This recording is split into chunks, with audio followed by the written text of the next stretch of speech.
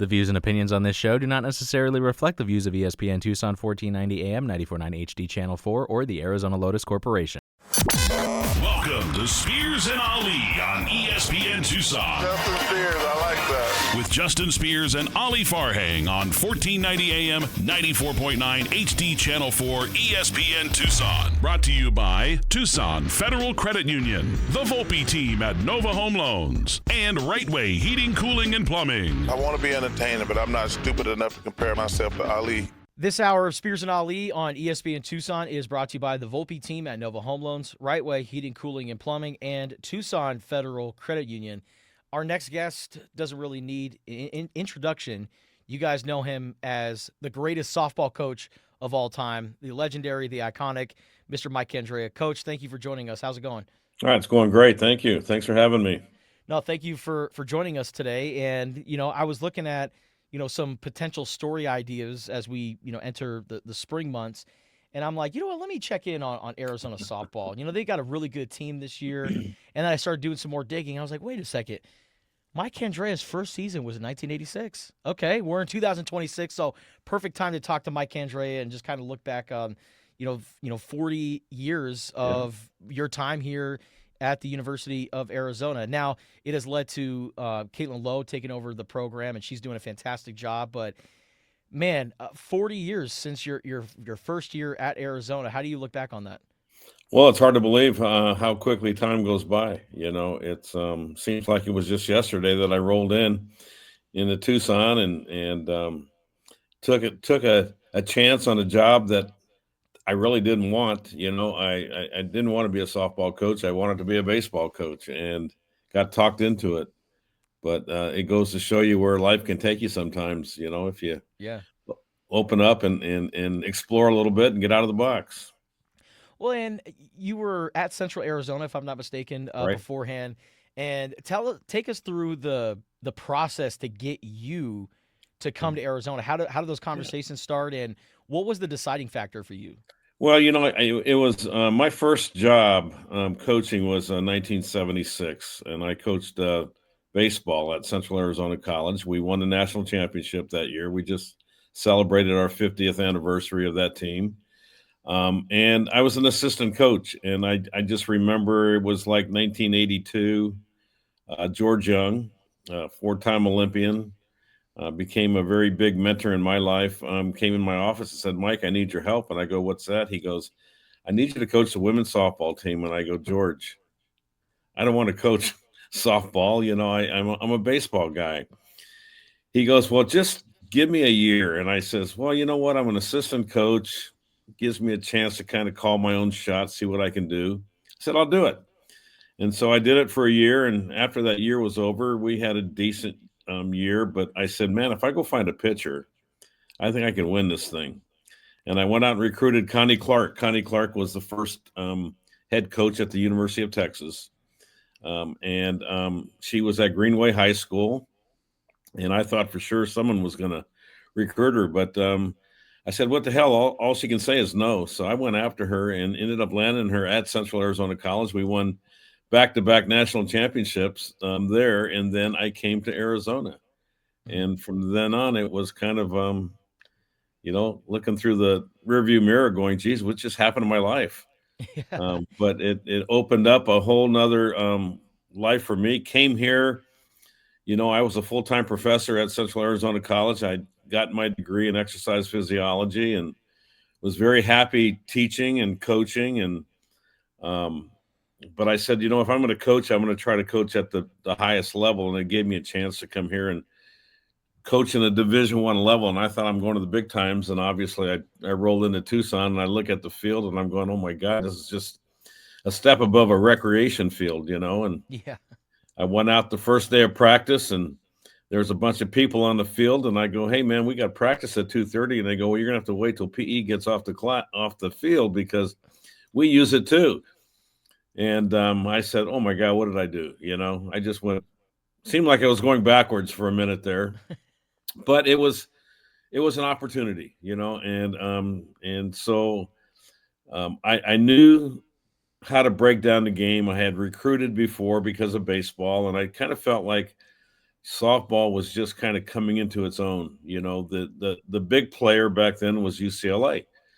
And so I went right to work and said, you know what, if I'm going to be a player at this level, I've got to understand what it's going to take to beat them and recruit with them. And that was the big thing. And so I first started off with a bunch of Arizona athletes and a sprinkling of California athletes. And in 1991, we won our first national championship. And that opened up the doors for Southern California, where all the talent was. And I started getting better and better players. And 90s were pretty good to us. We got on a pretty good roll in the 90s and never looked back from there, and I didn't realize what I was doing, but really I was kind of reinventing the game a little bit, because I took baseball and brought it into softball. And we were the first team to wear pants. I mean, when I came here, everyone's wearing shorts.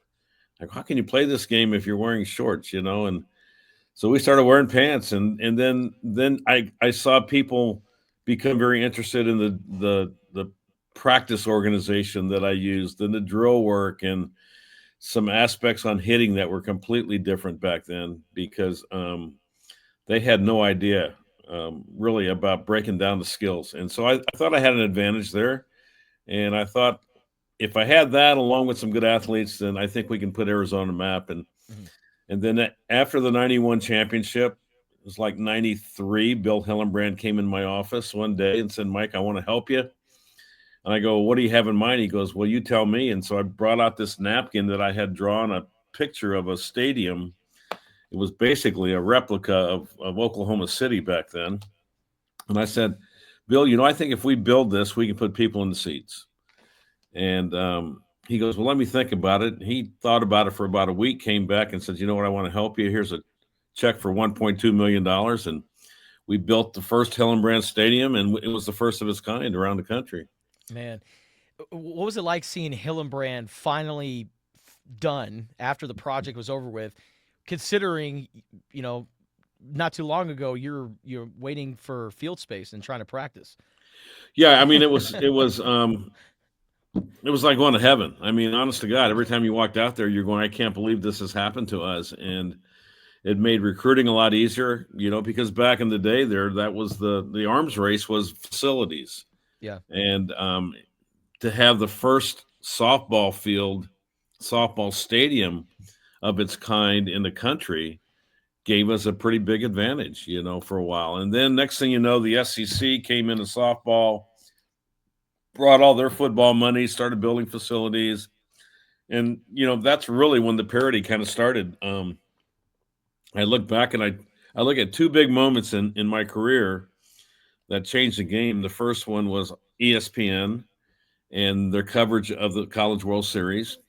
The first year it was the championship game, and then next year they looked at the numbers and they're going, well, we're gonna show more games, and then pretty soon every game's on TV.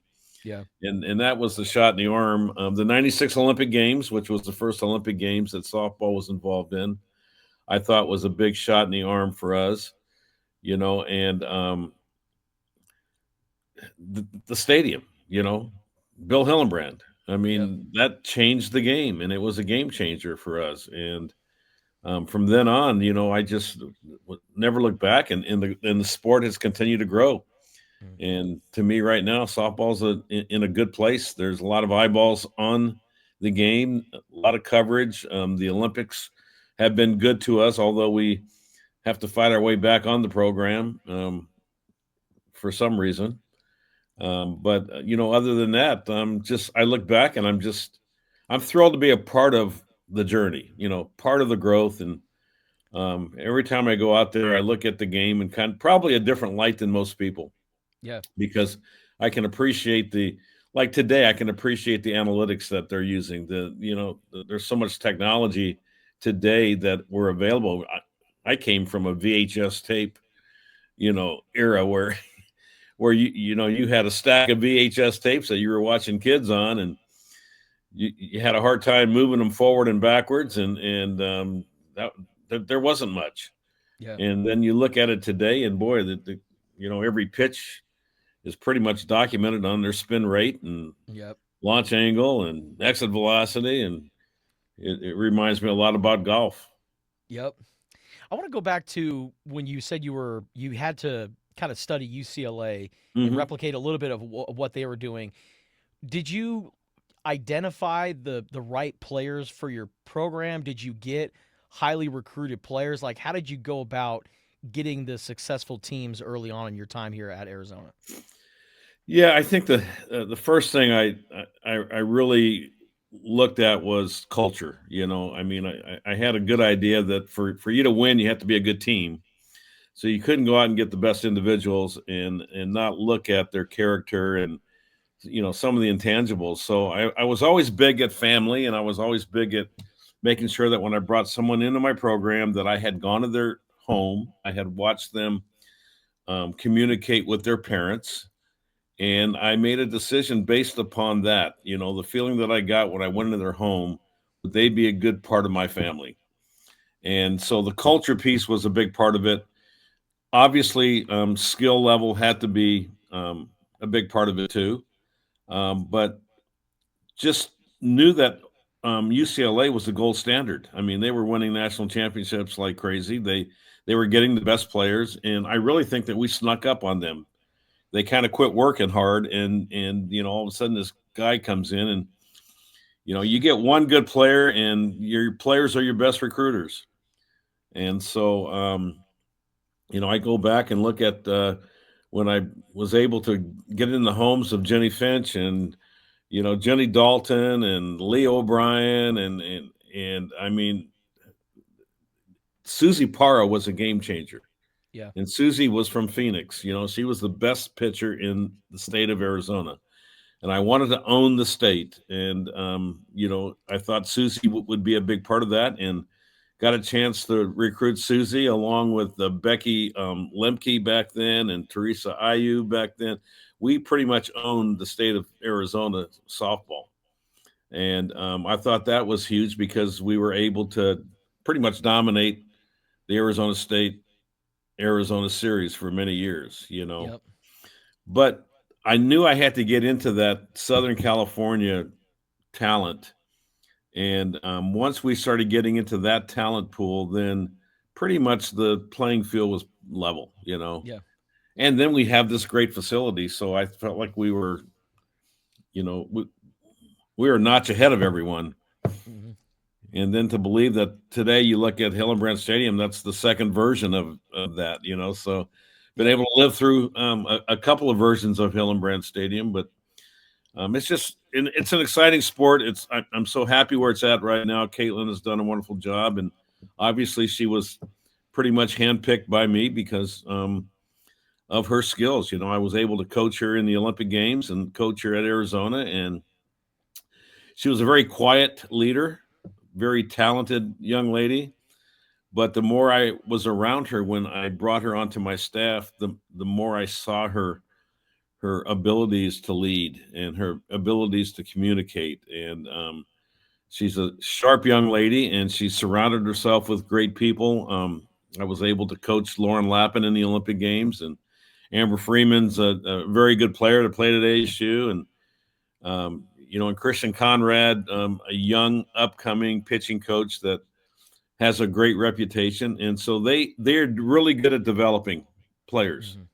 and they've done a great job with that. And it's the athletic world's different. I Yeah. mean, as well as I do. Yeah. Well, how much pride or joy do you take in looking at the Arizona softball program right now, and it's led by players that Yeah. you have coached and Yeah. mentored? Oh, I take a lot of. I mean, I don't miss a game. I take a lot of pride. In fact, I'm their sport administrator now. So Yeah. I'm still involved with them. But yeah, it's. I mean, I couldn't be prouder of something. I mean, the blood, sweat, and tears that you put into a program like that for 40 years, you want it to continue to go. And I think that's the one thing is when I came here, I didn't want to be a flash in the pan. I wanted to be a consistent winner. And so part of that is taking care of your past. I think we've got just a tremendous alumni base that We've tried to keep involved with the program. And then you've got to make sure that the future is going to continue to bring you the things that you want from that program. And it all begins with leadership. And so you got to get the right person in that I always thought when I coached that my biggest job was to build this beautiful ship, put the right people on it, and keep it rowing in the right direction. And that's a big part of leadership. You got to surround yourself with good people. We all know that it takes a village to be successful. And so you've got to be a good people person. You've got to know people that can help you be successful, and people that can't, you got to stay away from. And the impact, not just at Arizona, but just the sport of softball. How much, again, kind of like, the pride and joy, how much pride you take in knowing that you've had a pretty strong influence on advocating softball and getting the sport to where it is today. Yeah. No, I like I said, I'm very proud of the accomplishments, and I couldn't. Are there things you would do differently? Sure. You look back at any career and you're going, yeah, I wish I would have done this. I wish I would have done that. But at the end of the day, I've been blessed. I've been blessed to follow my passion in life, to do something that I love to do. I was in love with the bat and ball game, and I didn't really care how much money I made. I wanted to be involved in baseball or softball for the rest of my life and lead young people. And to me, that the benefits are those young women that are still a part of my life. I don't miss a birthday. That's a big part of my mornings, is getting up and sending a text message to every alumni that I've ever coached. That's cool. That's one thing I like about the cell phone, is that I can keep in contact with the past, and to be a part of their life and be at their weddings. There's a lot more than just the winning and the losing on the field. It's watching them grow into young women and being a part of their family and being a part of them for life. And to me, I think that's a pretty unique experience when you're coaching. I always said that my job was to prepare kids for life after softball. And one of the nice things about softball is you're not going to make a living playing it. So most of these kids came here to get a degree, to play something that they love to play, and then at the end of the day, if we can give them the skills to be successful in life, then God, it's been a win-win situation. Lastly, for us, Coach, I'm sure you were probably presented with other opportunities to coach elsewhere. Mm-hmm. Why was Arizona the place that you wanted to be here for the long haul? People.